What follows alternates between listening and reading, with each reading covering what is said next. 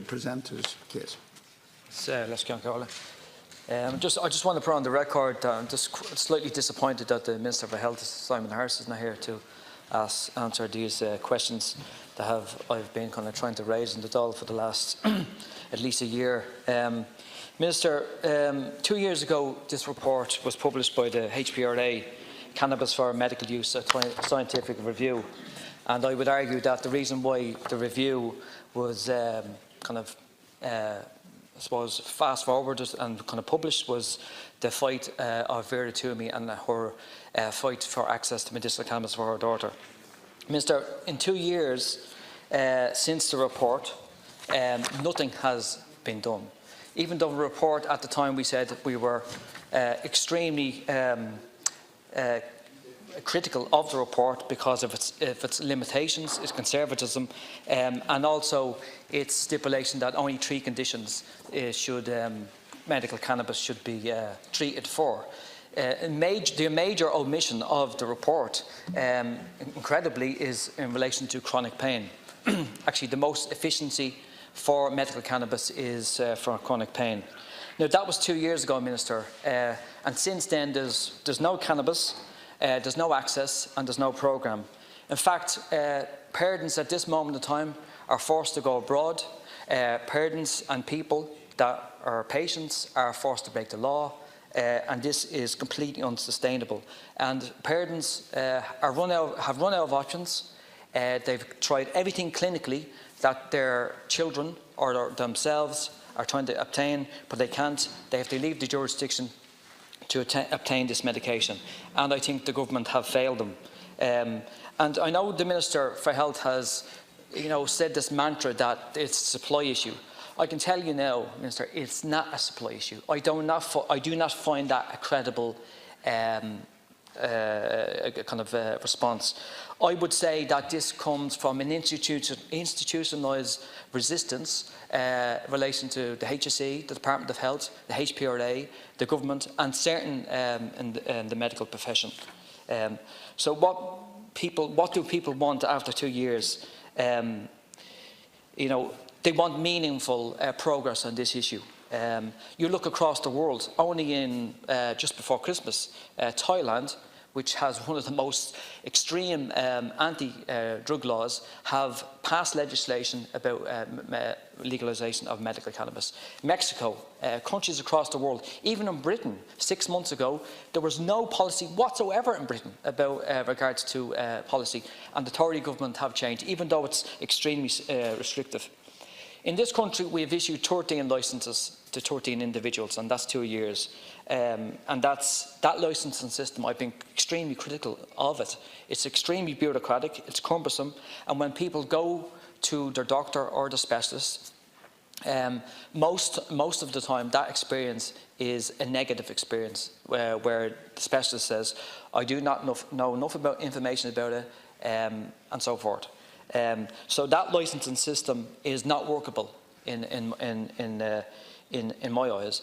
And also, if the patient is granted a licence, there's no guarantee that it'll be reimbursed. Second of all, they have to go abroad to get the medication. So we're sending the patient over, particularly Holland, to get the medication and bring it back. Now, that, Minister, is not sustainable in any guise. And the medical profession will say that, the public will say that, and I think the vast majority of TDs will say that. And the reason why I've been keep going on about this issue, because there's an injustice going on here, that people that have to break the law, parents, just normal parents that are seeking their best for their child or themselves, have to go abroad, break the law, and that's not acceptable in my eyes. Ministers, first of all, I want to thank Deputy Gino for raising this very important issue, and apologies from Minister Simon Harris as he is unavailable at the moment.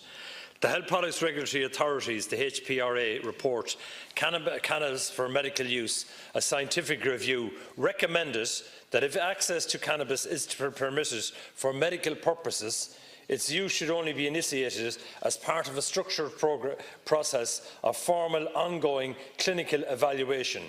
in a limited number of clearly defined medical conditions which have failed to respond to all other previous treatments and where there is at least modest evidence that cannabis may be effective. All such patients should be under the direct supervision of appropriately trained and experienced medical consultants. The specified medical conditions, the medical indications are spasticity associated with multiple sclerosis, intractable nausea and vomiting associated with chemotherapy, and severe refractory treatment-resistant epilepsy. I undertook to establish an access programme to facilitate access to cannabis treatments in certain circumstances in line with the HPRA's recommendations. An expert reference group was tasked with the development of operational, clinical and practice guidelines for the access programme. The group was asked to advise on the development of our operational, clinical and practice guidelines for healthcare professionals treating patients through an access programme. These guidelines have been published on the Department of Health's website as part of a comprehensive repository of information on cannabis for medical use. The purpose of the Access programme is to facilitate access to cannabis-based products or preparations that are of a standardised quality and which meet an acceptable level of quality assurance during the manufacturing process. Availability of cannabis products that are of an appropriate quality standard and are affordable to patients is clearly critical in establishing the Access programme. Only 2 other countries, Canada and the Netherlands, currently permit the export of such cannabis products, which meet acceptable quality control standards beyond their borders. The Netherlands permits exports of cannabis dried herb, but does not permit commercial export of their oil-based cannabis formulations. Department officials continue to work intensively on finding solutions to the supply of appropriate quality assured cannabis products for Irish patients. Doctors continue to utilise the Minister's licensing route to prescribe medical cannabis for their patients. Until suitable medical cannabis products are made available in Ireland, prescribers and their patients are sourcing the prescribed product from a pharmacy in the Netherlands on foot of their medical prescription. Finally, Alaskan Corla, it is intended that the Ministerial Licence Application Scheme will continue to operate in parallel with the Cannabis for Medical Use Access programme after the programme becomes operational, for exceptional cases only where there is an unmet clinical need. Thank you, Alaskan Corla. Kenny has 2 minutes. Thanks. Mr. I don't know who actually writes this rubbish. You know, this is the same answer you get all the time. The exact same answer.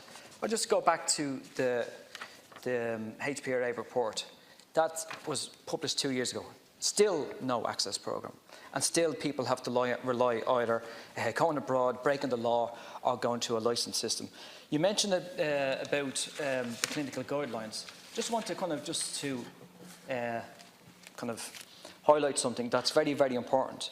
In the guidelines, it says the access programme will not recommend cannabis-based products with THC for intractable epilepsy. So you have a situation in the programme, you will have a situation where licensees at the moment, which is just 13, I think 9 of them are for epilepsy, they are being prescribed medical cannabis with THC by specialists and doctors. What happens to them when the access programme is up and running, if I ever get them up and running? Do them people stay in the licence system? Do them people still have to go abroad? Do them people have that kind of fear of reimbursement? Minister, this thing is a mess. This is an absolute mess. There's hundreds of people that could actually benefit from medical cannabis, if not thousands, and your government are denying them because of bureaucracy. And I go back, comes down to institutionalised resistance from top to bottom. So that's what we're faced with, Minister. I do not find it credible that you cannot find a supplier for medical cannabis for the Irish market for patients. I do not find that credible at all. How come this was not flagged a year and a half ago from the HPRA or the Department of Health or the Minister? So I find there's a huge resistance to this. In the meantime, the government have time on their hands, but thousands of people don't. And they have to suffer because of bureaucracy.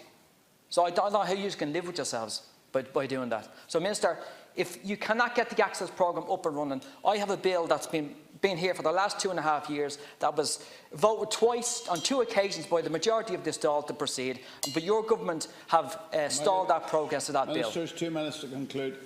Thank you. Can I say, first of all, I disagree because it's not the same answer, and there isn't an issue there in relation to institutionalised resistance. I think considerable progress is being made in relation to the Cannabis for Medical Use Access Programme. An expert group has drawn up clinical guidance for healthcare professionals treating patients through the Access Programme, and these guidelines are available, as I said earlier on the Department's website. Whilst medical cannabis products are not medicines, ensuring that such products meet appropriate quality standards when they are made available to the Irish market is a critical aspect of facilitating safe access to medical cannabis for Irish-based patients. The Department of Health officials are working intensively on this issue to ensure a supply of appropriate medical cannabis products to meet the needs of Irish patients. Officials from the Department of Health recently visited Denmark for meetings with a number of government bodies and other stakeholders in the medical cannabis supply chain. The aim of these meetings was to ascertain whether aspects of the Danish programme can be replicated in Ireland, including the importation of medical cannabis products. That's progress as far as I'm concerned, and of course I will bring your other issues you raised back to Minister Simon Harris. Thank you.